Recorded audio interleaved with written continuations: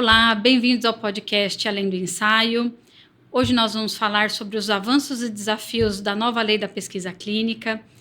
E o nosso convidado hoje é o Fernando, diretor da Abraco.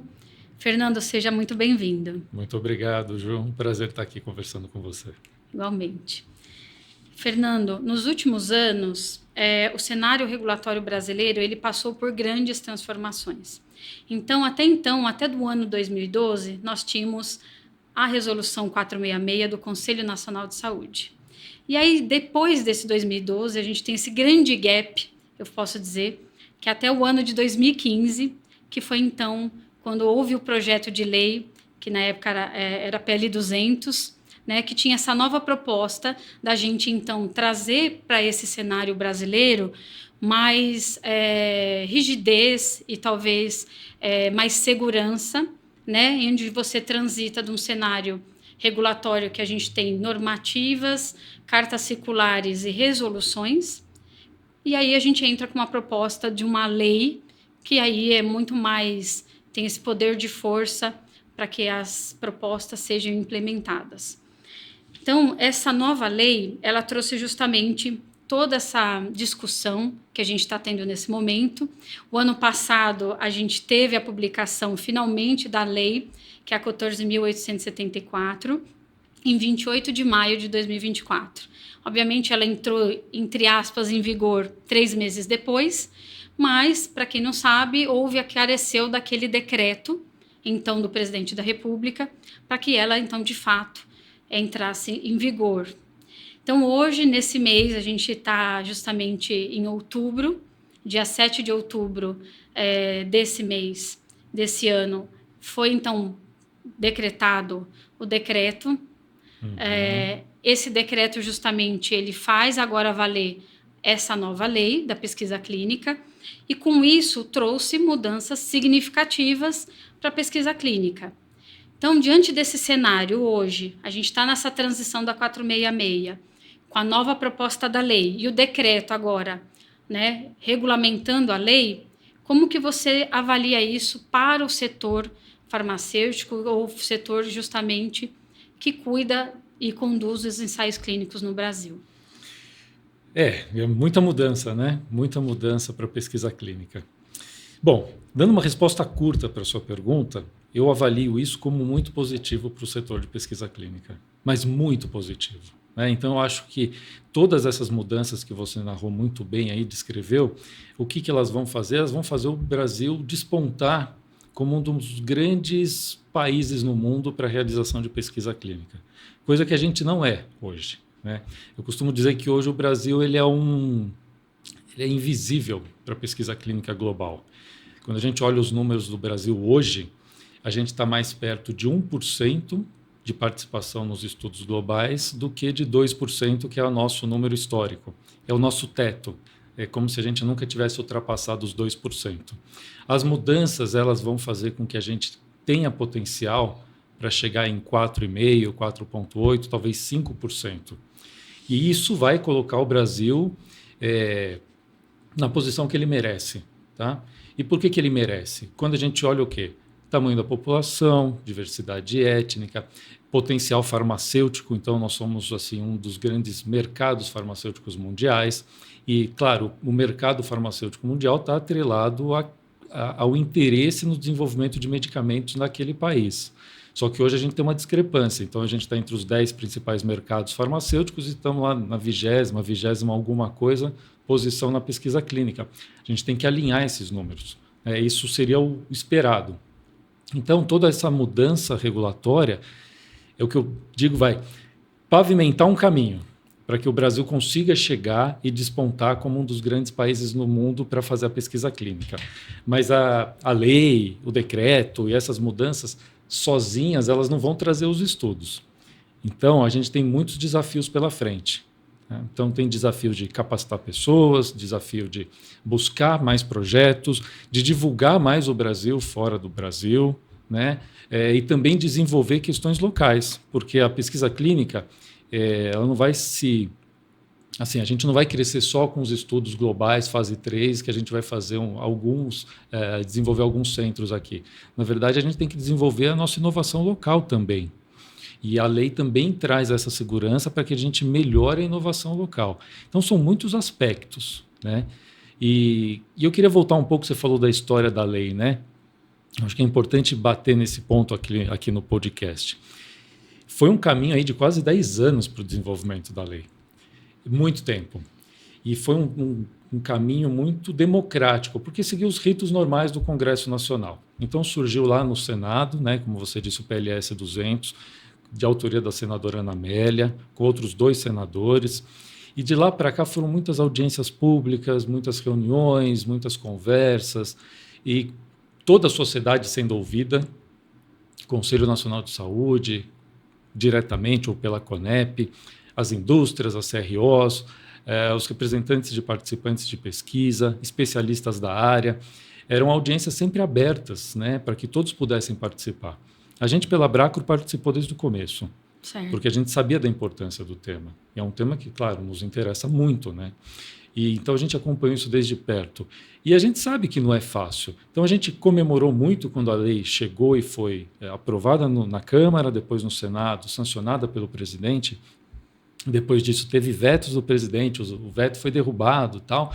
Então a gente comemorou demais isso, porque a lei tem as suas imperfeições, mas são pequenas imperfeições. Muitas dessas imperfeições, ou talvez todas elas, a gente no processo regulamentador, né, que é o decreto, depois as portarias e tal, a gente acredita que essas imperfeições vão ser corrigidas, tá? E a gente olha para a lei hoje com muita satisfação. Né, porque a gente sabe, como eu falei, vai pavimentar um caminho em que a gente olha só uma situação de ganha-ganha. Né? É que a gente vai ter o Brasil participando muito mais, desenvolvendo mais ciência, mais inovação e aquele ciclo virtuoso de benefícios que a gente espera pela frente. Em contrapartida, você está falando então do Brasil aí, que pode estar num bom cenário, num bom caminho, a partir então dessa nova proposta da lei. Mas se a gente pensar também num ponto interessante lá da lei, que ela fala especificamente que é uma novidade, que é a gente ter então, a partir dessa Instância Nacional de Pesquisa Clínica, vamos dizer que atual é o nome que a gente se dá hoje para a CONEP. Então, a instância nacional ela vai supervisionar e regulamentar e capacitar os CEPs. Isso. E aí a gente vai ter 2 CEPs, né, vamos dizer, com 2 nomes, 2 denominações. Então, os CEPs credenciados e os CEPs que eles vão dizer que são os acreditados. Uhum. Então, nisso, uma coisa que eu achei muito interessante, a gente vai ter, ambos, lógico, são credenciados, mas com funções diferentes, que isso vai estar diretamente ligado ao risco inerente da pesquisa, daquele estudo que vai ser conduzido. Então, antes da gente falar do risco em si, queria que você assim, trouxesse o seu ponto de vista. Para a gente falar sobre os gargalos da pesquisa clínica. Então, sim, pode a gente desenvolver muito, ganhar muito com essa lei, obviamente, mas também qual olhar para essa questão dos CEPs acreditados? Quer dizer, eles vão ser num número muito menor, porque eles são mais capacitados, ele tem uma expertise muito maior e vão ser escolhidos, obviamente, designados pela instância nacional, mas ao contrapartida, eles vão analisar justamente os projetos de risco elevado. Uhum. Então, isso, você acha que pode ser um novo gargalo aí no desenrolar nesse caminho regulatório de aprovação do estudo clínico? Olha, naturalmente, a gente sabe, em qualquer processo que a gente se depara nas empresas, que a gente trabalha no nosso dia a dia, quando a gente identifica os gargalos e a gente vai e cuida de um gargalo, surge um outro, né? E aí a gente espera que esse outro seja de menor impacto, a gente vai lá, cuida dele, surge um outro, enfim, né? Isso é normal numa cadeia de processos. Então, a falta de CEPs acreditados pode ser um problema. Mas a gente acredita que, quando eu digo a gente, é pensando em tudo que a gente discute dentro da Abracro, né, e eu trago aqui essa posição, que o Ministério da Saúde hoje, com a equipe que eles têm, que está muito envolvida e colocando muita energia no envolvimento para cuidar desses gargalos todos, que eles vão achar um caminho de trabalho que seja seguro, do ponto de vista de ter CEPs acreditados competentes para trabalhar, mas que a gente não vai ter uma dificuldade muito grande em encontrar novos CEPs acreditados. Mas deixa eu voltar um pouquinho. Então, quando a gente pensa, e eu vou chegar nesse ponto que você está falando, a gente pensa no decreto. Então, houve o início da regulamentação da lei, que a gente achou que demorou muito, né, entre a entrada em vigor da lei em agosto do ano passado e o decreto sair agora em outubro. Exatamente. Foi um período assim de escuridão, de uma falta total de liderança. A gente não ouvia a liderança da CONEP, a gente não ouvia a liderança do Ministério da Saúde nesse período, até que fizeram mudanças no Ministério da Saúde e a equipe que chegou entendeu que, olha, a gente precisa olhar para a pesquisa clínica. Foi aí, ou seja, dos últimos 3, 4 meses para cá, que eles começaram a trabalhar e culminou no decreto em outubro, que é o começo de um processo. A lei tem mais de 30 pontos que precisam ser regulamentados. O decreto ele trouxe algumas diretrizes básicas. Do decreto já saiu saiu uma portaria para um grupo de trabalho temporário para cuidar dessa transição, para que a gente tenha ali na frente a INAEP. Então, a INAEP vai ser a Instância Nacional de Ética em Pesquisa, que vai ocupar parte do lugar da CONEP hoje. Entendi. Por que parte? Porque a INAEP ela não vai analisar projetos, a não ser, ela vai servir como instância recursal. Espera-se que não cheguem lá projetos para recurso, né? Espera-se que isso seja... tudo seja resolvido ali na base dos CEPs com os centros de pesquisa, patrocinadores, CROs e tudo mais. E aí, nesse processo todo, então, a gente tem agora uma expectativa da criação da INAEP. A INAEP vai ser responsável por criar todas as portarias que o nosso setor precisa. Certo. Tá? E a INAEP vai ser um órgão colegiado, Ministério da Ciência e Tecnologia envolvido, Anvisa... muitos pesquisadores, muitos profissionais com conhecimento de renome, né, com conhecimento reconhecido de ética em pesquisa e tudo mais. Então, a gente espera que a gente vai melhorar nosso setor. Então, aqueles 2% que a gente faz de pesquisa global, a gente espera que com esse novo olhar que a gente vai ter para a pesquisa clínica, não só o olhar das pessoas e desse colegiado técnico, mas o olhar do próprio Poder Executivo, vendo os benefícios da pesquisa, investindo mais nas pessoas e nos processos, que a gente consiga melhorar a pesquisa. E aí, por que eu estou falando tudo isso? Porque a gente chega nos CEPs acreditados e credenciados. Certo. Hoje a gente já tem os CEPs acreditados. São menos de 10 no país. Esse é um processo que, quando a lei saiu, lá em 2015, isso acendeu uma luz dentro da CONEP, porque a CONEP ela falava que pensava em descentralizar. A CONEP foi criada de uma forma centralizada para que ela fosse descentralizada. Mas isso nunca aconteceu. Nunca aconteceu. E aí algumas pessoas que passaram por lá viram que estava interessante deixar centralizado, elas gostavam daquilo e continuou centralizado o processo. Tá? Quando a lei saiu em 2015, isso fez com que a CONEP corresse com a história dos CEPs acreditados. Então, dali, a CONEP, poucos meses depois, tinha lançado o edital para começar a acreditação de CEPs. Processo muito lento. Então, em quase 10 anos, 8 anos que seja, a gente não teve nem 10 CEPs acreditados. Isso é muito lento. Essa velocidade não funciona no mundo moderno. Para nada, para nenhuma área do conhecimento, inclusive para a pesquisa clínica, não funciona. Então, o que a gente espera agora, com essa INAEP, a gente espera que seja um processo de acreditação mais rápido. Né? Até a proposta que nós levamos para o Ministério da Saúde é um processo retroativo, não prospectivo. E o que seria isso?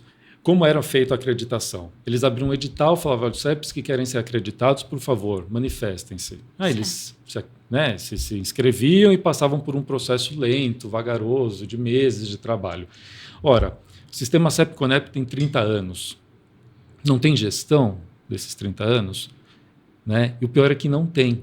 Quando nós questionamos a CONEP sobre isso, falou, olha, mas espera aí, são 30 anos. Os CEPs se comunicam com a CONEP. Existem relatórios periódicos. Hoje não tem gestão sobre isso. A CONEP não consegue dizer quais CEPs trabalham de um jeito, quais CEPs trabalham... Não consegue classificar. Eu tenho CEPs de excelência, eu tenho CEPs medianos, CEPs em desenvolvimento. Não tem. Ou seja, em 30 anos não foi criado um sistema de governança, de gestão adequado. Então, esse é um benefício também que a lei trouxe, que a gente tenha um sistema que seja com uma boa gestão. né? E não tinha. Por que a gente achava que o sistema podia ser, a acreditação podia ser então retroativa? Porque se você tem esse acompanhamento, você já sabe quais CEPs nunca receberam denúncia, Exatamente. quais se envolvem com os projetos mais complexos, a gente sabe quais são. Porque a cada 3 anos eles justamente faziam a renovação daqueles que permaneciam dentro do esperado. Com base em quê? Qual era o critério? Não é? Qual era o critério para essa renovação? Então a gente fala, olha, mas se isso já era feito, faça retroativo. Porque o que acontece? O CEP, você olha para ele e fala, olha, você está, por exemplo, a gente podia usar alguns critérios. Olha, você está vinculado a uma instituição forte, a um grande hospital, uma grande universidade, isso já dá uma chancela de de uma base, né, de trabalho para aquele comitê de ética. Se ele não teve nunca nenhum tipo de denúncia, enfim, se ele já está ativo há tanto tempo, renovou a sua autorização ali tantas vezes, olha, com base nisso, você vai lá e fala, esse CEP é acreditado. Exatamente. Ponto. Né? Mas não funciona assim, infelizmente. E dá uma agilidade nesse assim. processo inicial. Exato. Para a gente já ter um número maior e começar a pôr em prática essas mudanças e esse novo projeto, essa nova forma de operar proposto pela própria lei. Exato. Né? Exato. Eu acho que é nesse sentido. E aí agora, se não pode ser assim, retrospectivo, se for prospectivo, teremos problema. Aí sim é um gargalo, como você colocou. Não vai dar para a gente trabalhar com 7, 8, 9 que sejam CEPs acreditados. Né, que eles não vão dar conta de dar vazão. Ou seja, o Brasil não vai conseguir crescer porque você vai ter um congestionamento, uma fila ali, né, nesses CEPs acreditados, e a gente não vai conseguir caminhar. Então a gente acredita, mas a gente sabe que tem gente muito boa olhando para isso. Né? Volto a falar do Ministério da Saúde. O Ministério da Saúde tem uma equipe técnica lá muito forte, fora as atuais lideranças, que são pessoas assim fantásticas, que estão liderando mesmo esse assunto, e a gente tem certeza que dali vão sair boas sugestões. Tá? Essa é a nossa expectativa atual. E falando ainda em gargalos, vamos continuar nessa linha que a gente tem, sim, acho que um futuro muito promissor, acho que proposto pela lei, isso é muito claro, mas lógico, desde que a gente refine esse processo e supere esses desafios, acho que já são óbvios para quem já trabalha na área, mas justamente falando agora um pouquinho sobre o processo de análise ética, por exemplo, né, que ainda não está muito claro como vai operar. E o meu ponto principal, eu acho que a grande questão que a gente tem ouvido aí nos bastidores da pesquisa clínica é a plataforma Brasil, ela vai ser desativada. Como o pesquisador hoje que tem essa preocupação sofrerá mudanças? Como que nessa transição entre 466 e a nova lei, como, por exemplo, a gente vai poder na prática, submeter os projetos, como eles vão ser avaliados e se isso também, desativando ou não, operando ou não, como isso vai se dar nessa análise que vai acabar impactando de novo a gente ter o estudo aprovado para começar num centro de pesquisa, por exemplo. A plataforma Brasil tem sido um problema. Né? Quando ela entrou no ar, ela já precisava de ajustes, imagina, né? Por conta dessa nossa dinâmica regulatória, das coisas que vão mudando e tal. E a gente aguarda ajustes da plataforma Brasil há muito tempo. A expectativa também, a gente está vendo, a gente trabalha muito com expectativas, né? Por quê? Porque a gente até aprendeu a trabalhar, até por conta de acompanhamento do projeto de lei e tudo, porque as coisas podem mudar, mas a expectativa que a gente tem, especialmente em Brasília, né, as coisas podem mudar. Mudam pessoas, mudam prioridades e por aí vai. Muda orçamento. A expectativa que a gente tem de melhora no sistema. Se vai chamar Plataforma Brasil ou não, não sei. Eu acredito que venha com um nome novo. O que chamou a atenção, num dos documentos emitidos agora pelo Ministério da Saúde, acho que foi no decreto até, que tem uma área, um parágrafo, tem um trecho específico falando do sistema. Então, isso mostra a atenção que o Ministério está dando para isso. Esse é um dos pontos. Outros pontos são o que, por exemplo, a secretária da Sectix, a diretora do DECIT, vem falando em público. Elas vêm comentando da importância da gente ter uma plataforma que funcione, moderna, que seja um sistema até leve mesmo, para a gente conseguir operar isso de qualquer lugar. Mas acho que o mais importante é que seja atualizável. Né? Atualizável, porque hoje a gente pode fechar um novo sistema e aí daqui a 6 meses a gente olha, aí vão sair a classificação de risco dos estudos. Exato. Aí fala, nossa, agora o sistema precisa entender essa nova portaria, como vai fazer? Isso precisa ser ágil. Então, naquele tempo entre a saída da portaria e a entrada em vigor dela, o sistema ele tem que ser alterado para que as pessoas possam trabalhar. Assim que a portaria entrar em vigor, eles podem trabalhar nesse novo cenário. Né? E a gente viveu meses, por exemplo, anos, acho que anos, com indicações da Conep que não entraram em vigor de fato, porque a plataforma não era atualizada. Então fica difícil, né? Fica difícil. E aí o que a gente vê agora no Ministério da Saúde? Eles falaram que quem cuidava da plataforma Brasil? DataSUS. O DataSUS cuida de muita coisa. Entendi. Então, na linha de prioridades, a plataforma Brasil acabava sendo sempre empurrada. Sempre surgia uma urgência. Sempre, nesses talvez 10 anos ou por aí de existência da plataforma Brasil. E agora o que está mudando?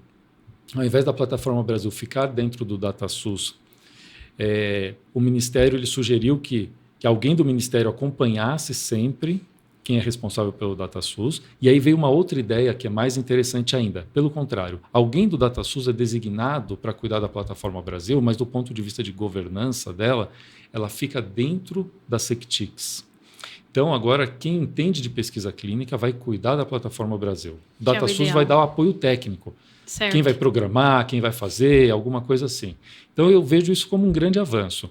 Mas eu acho que a gente pode esperar que venham sistemas mais modernos. Mais modernos para absorver essas mudanças, que a gente vai precisar também desses complementos regulamentares à lei e o decreto, obviamente, e para que isso a gente não faça uma parada como antigamente mesmo na plataforma Brasil. Olha, vai ter uma reestruturação, uma nova versão, e aí você fica naquele loading daquela plataforma. Então, não, a gente é como se mantém aquela história do... Não, nesse caso é trocar o pneu com o carro andando. Isso. É isso que acho que a gente quer, e não impactar nesse desenrolar das análises regulatórias dos projetos. E, de novo, para fechar aquela questão que você falou, que o Brasil precisa ser competitivo. Acho que é uma grande proposta até da gente ter prazos muito mais curtos em relação ao que a gente tinha anteriormente. Então, acho que 2 pontos, né? A lei trazer para a gente essa obrigatoriedade de cumprir aquilo que ela propõe e prazos muito melhores para a gente, de novo, entrar aí no rol, quando a gente está falando de estudos multicêntricos internacionais, a gente poder brigar com outros países quando a gente está falando da condução de ensaios clínicos, principalmente os prazos regulatórios, né, que precedem aí a iniciação do estudo, né? Mas deixa eu só fazer mais um comentário sobre sistemas, né? Claro. Outro dia eu fui falar um pouquinho da Anvisa aqui, rapidinho. Maravilha. Eu fui entrar lá, a gente precisava pedir uma reunião com a Anvisa via sistema parlatório. E aí você vai entrar no sistema parlatório, olha, não funciona no Google Chrome, você tem que usar um outro navegador. Mas esse navegador você tem que configurar como se ele fosse o Explorer, não sei que versão. Oi? Como assim? Então, veja, não é só um privilégio, entre aspas, da plataforma Brasil. Né? A gente tem que olhar a Anvisa, como está também nos seus sistemas. Né? Trava muito. Então, assim, a gente tem que melhorar. E para isso a gente tem que ter o quê? Uma política de Estado voltado para a área de ciências como um todo. Pesquisa, desenvolvimento, inovação, para que a gente tenha toda essa área fluindo bem. Né? Porque é interessante tratar da pesquisa clínica não como algo começo, meio e fim, mas é uma parte de uma cadeia muito longa de inovação. Né? Que começa lá com umas pesquisas básicas e tal, e o resultado da pesquisa depois vai para registro, vai para preço, vai para acesso. Então, esses sistemas todos eles precisam conversar, precisam ser ágeis, e a gente tem que ter essa infraestrutura, principalmente do ponto de vista de tecnologia, funcionando, né?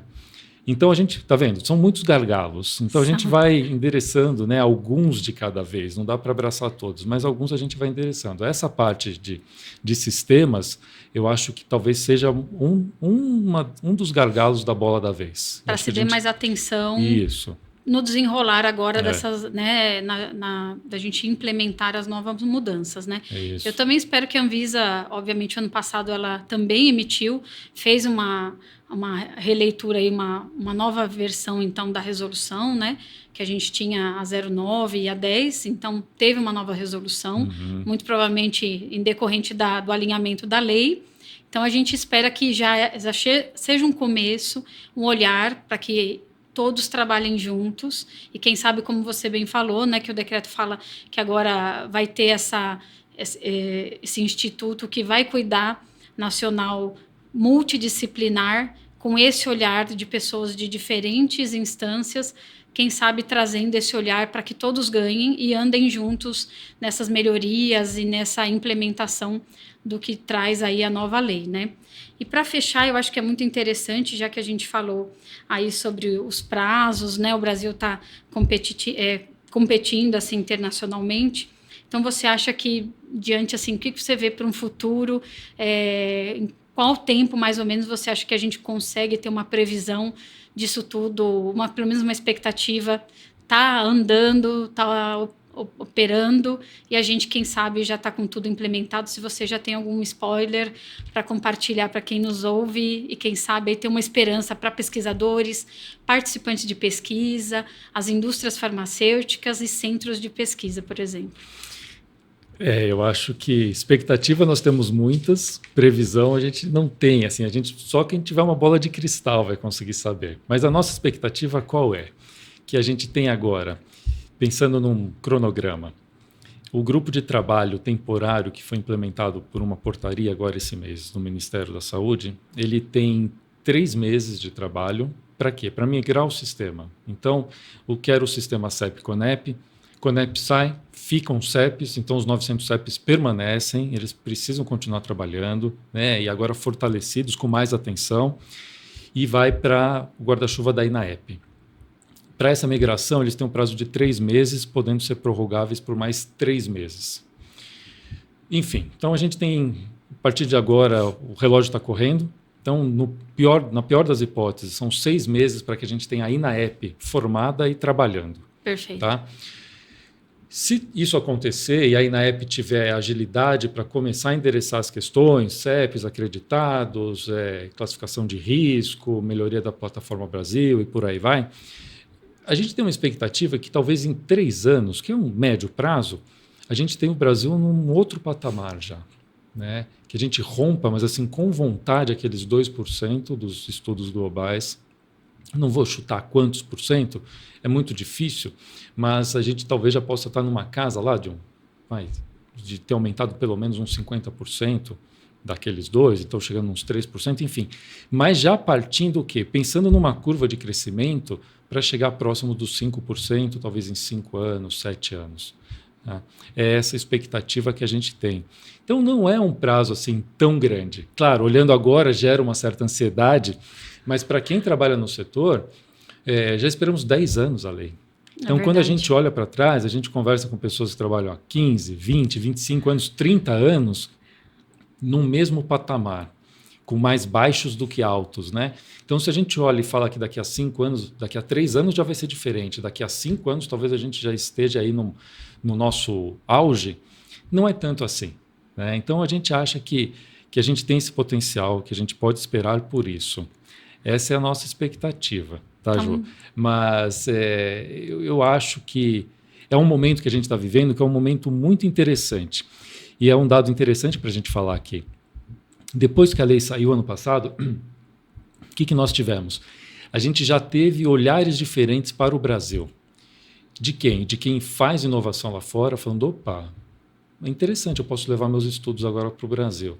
Empresas que investem na área da saúde, então empresas que estão vindo para o Brasil investir, empresas CROs que estão lá fora e falam, olha, vamos começar a operar no Brasil, porque eles olham para o Brasil não só para o Brasil, mas como uma porta de entrada para a América Latina.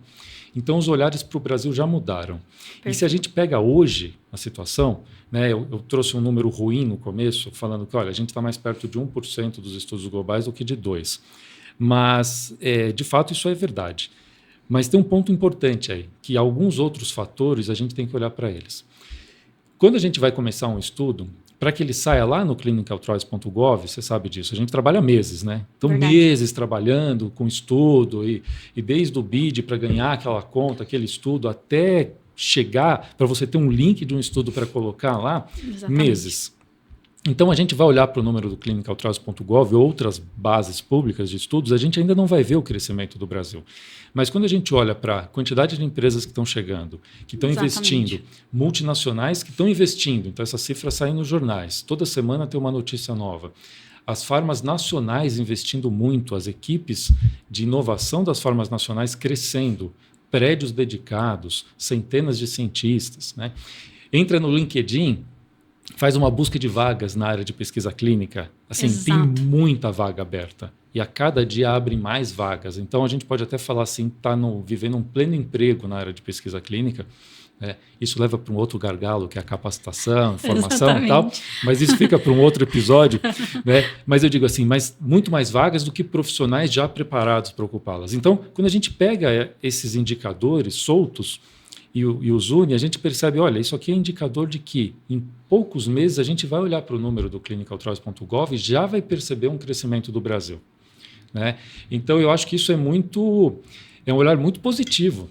É muito positivo, mesmo com tudo que a gente está vivenciando, com a demora do decreto, mas ele saiu, e agora a formação da ENAEP, ou seja, às vezes a gente tem ansiedade de que queria que isso tudo tivesse resolvido da noite para o dia, mas as coisas estão evoluindo, então cada dia tem um passo diferente. Então a gente está num momento muito bom, de um aquecimento bem interessante da pesquisa clínica no país. Eu acho que então dá para a gente dizer aí, com tudo isso em resumo, temos um futuro promissor. Muito. Não só como a gente fez esse link aí com o mercado superaquecido, com boas oportunidades para quem quer trabalhar na pesquisa clínica, obviamente, porque as empresas estão demandando isso, seja lá o setor, como você falou, indústria nacional, internacional, enfim. Mas acho que é muito interessante. Então, a gente pode esperar aí um impacto que sai muito positivo para o Brasil nos próximos anos. Então, Fernando, para a gente finalizar, não tem como agradecer essa sua participação. Acho que foi muito importante você compartilhar com toda a sua experiência, com toda a sua visão. Acho que é um assunto atual. É muito interessante a gente trazer esses pontos críticos e aí que vão ser discutidos, e a gente espera que vai ter aí novos desdobramentos e novidades a respeito desses que a gente conseguiu discutir hoje, trazendo esse podcast. E eu queria, então, dizer para quem está também nos ouvindo, fiquem atentos, porque vai ter novidade. Se você quiser, assim, então, fechar com alguma mensagem, qualquer contribuição, a gente está aí à disposição e aberto para você. Muito bom. Bom, primeiro eu quero agradecer pelo convite, foi um prazer participar, pode contar sempre comigo. Tá? E eu gosto muito do tema pesquisa clínica, né? Então gosto sempre de falar disso, eu acho importante aproveitar esse espaço que você está dando aqui para a gente, da Bracro, para a gente falar um pouquinho mais, levar mais informações para o nosso público, né? É importante a gente comunicar com o nosso público. E aí, para fechar, o que eu queria falar é que é o seguinte, pesquisa clínica feita com ética e com qualidade é um jogo ganha-ganha. O Brasil ele tem essa marca de fazer com ética e com qualidade. A ética não está na mão de um comitê, de uma comissão. Tá? Não é as pessoas que tentam fazer estudos sem ética e a ética só chega quando chega na mão de um CEP. Não é isso. Eu acho que todos os profissionais envolvidos com os estudos são responsáveis por manter a ética dentro dele. Então, eu vejo que o Brasil já faz os estudos com ética e com qualidade, e por isso que o Brasil ele continua participando de pesquisa. Mesmo com prazos ruins, com a falta de segurança jurídica que nós tínhamos, a gente sempre participou de muitos estudos. E agora, então, a gente tem o potencial de participar de muito mais. Né? E quando a gente faz mais pesquisa clínica, a gente tem ganhos em várias frentes. Né? A econômica, que a gente gera empregos de qualidade, bem remunerados de maneira geral. Então, assim, do ponto de vista econômico, né, é muito importante, a gente pode faturar, estima-se que seja na casa de 3 bilhões direto, mais investimentos indiretos do dobro disso, enfim, são quantias bem interessantes para o nosso país. Do ponto de vista de saúde, porque a gente está falando de tecnologias em saúde, né, então a gente está dando acesso antecipado para algumas pessoas que talvez não tenham outra alternativa. A gente também está dando um acolhimento para milhares e milhares de participantes que nunca foram muito bem acolhidos dentro de um sistema de saúde, mesmo que ele seja universal. Enfim, tem uma série de benefícios também que dá para a gente falar bastante disso, mas do ponto de vista de saúde, do ponto de vista, então, econômico de saúde, do ponto de vista da ciência, né? Porque a gente está desenvolvendo ciência, a gente pode manter os nossos cérebros aqui no Brasil sem eles saírem, esse é um ponto importante. E a gente tem um ponto importante que é o ponto social.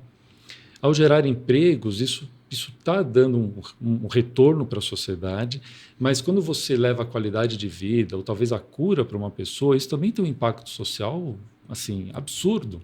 Absurdo, né? Que às vezes a gente não consegue, às vezes não, é muito difícil de mensurar.